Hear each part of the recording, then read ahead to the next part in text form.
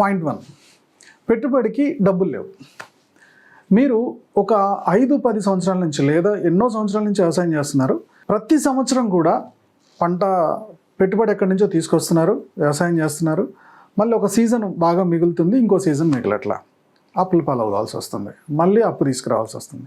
ఇలా సంవత్సరం అప్పు పెరిగిపోతుంది. అంటే ముందు వ్యవసాయంలో ఎమర్జెన్సీ ఫండ్ అనేది తీస్తూ ఉండండి బాస్.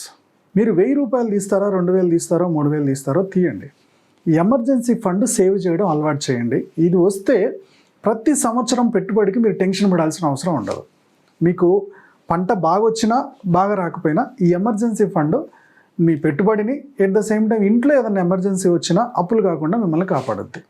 పంట బాగా వచ్చినప్పుడు అందులో ఒక 10%, 20% మీకు పంటలో ఒక 1,00,000 రూపాయలు వచ్చింది అనుకో, 1,00,000లో ఒక 10%, ఒక 10,000 ఎమర్జెన్సీ ఫండ్గా పక్కకు తీయండి.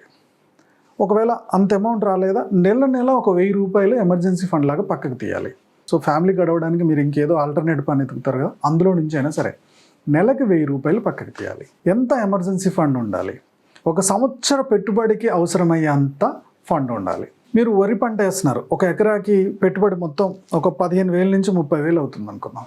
దానికి సరిపడా మీ దగ్గర ఎమర్జెన్సీ ఫండ్ ఉండాలి. ఖర్చుకు తగ్గట్టు మీరు 10,000 ఖర్చు వస్తుందా, 10,000లో నెలకు 1,000 రూపాయలు తీయండి.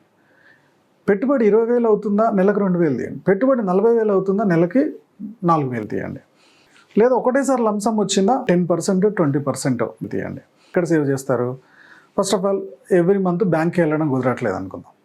అప్పుడు మీరు ప్రతి వాళ్ళం ఫోన్పేలోకి, పేటిఎంలోకి వచ్చేసాం కదా, అవునా? సో మీ దగ్గరలో ఉన్న ఏదైనా షాప్కి వెళ్ళండి, 1,000 రూపాయలు అందులో ఇచ్చేసి నాకు ఫోన్పే కొట్టమనండి.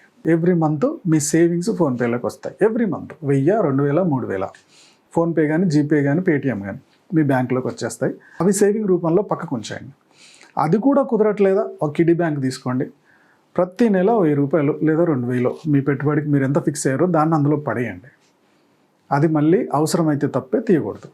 సో ఇలా సేవింగ్ చేసుకుంటూ వస్తే ఏమవుతుంది, ఒక సంవత్సరం మీకు పూర్తిగా పంట బాగా రాలేదు, ఓకే, గడ్డు కాలం, ఆ సంవత్సరం పెట్టుబడికి ఎవరి దగ్గర తీసుకోకుండా మీ సేవింగ్ డబ్బాల నుంచి బయటకు తీసి వాడతారు.